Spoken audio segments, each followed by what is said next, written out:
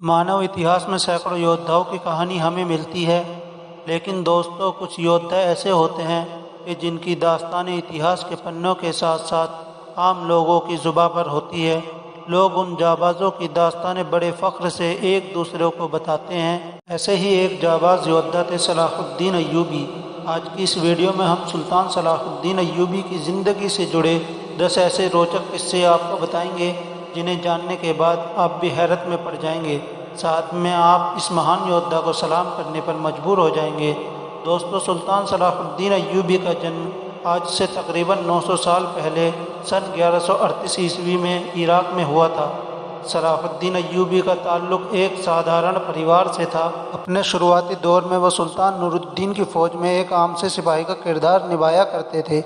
देखते ही देखते सलाहुद्दीन अय्यूबी की वफादारी, बहादुरी और हार को जीत में बदलने की काबिलियत रखते थे और इसी वजह से सुल्तान नूरुद्दीन के सबसे करीबी बन गए थे।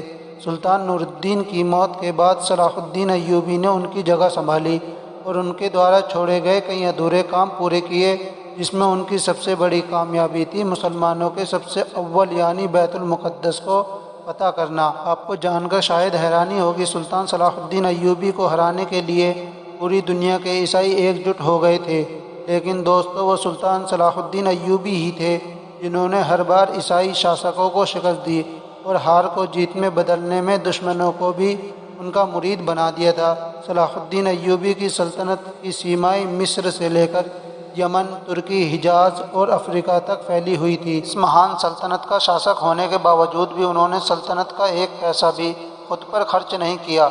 इतिहास में तो यहाँ तक भी मिलता है कि उनकी मौत पर भी उनके पास से महज कुछ ही दिरहम मिले थे।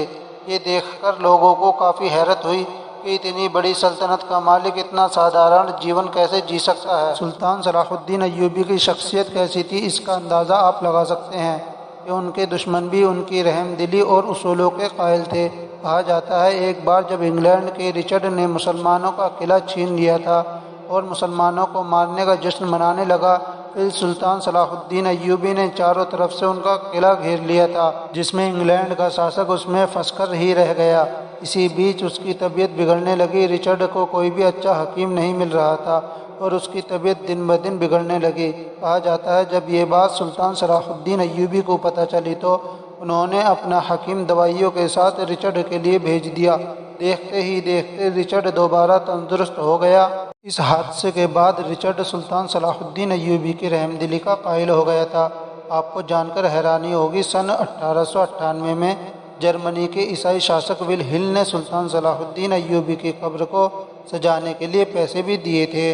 इससे आप अंदाज़ा लगा सकते हैं कि क्यों दुनिया में सुल्तान सलाहुद्दीन अय्यूबी को यूरोप में भी लोग चाहते हैं। अपनों की तारीफ़ तो हर कोई करता है, लेकिन असल में तारीफ़ के काबिल तो वो होता है जिसकी तारीफ़ गैर भी करे, और सुल्तान सलाहुद्दीन अय्यूबी एक ऐसी ही शख्सियत का नाम है।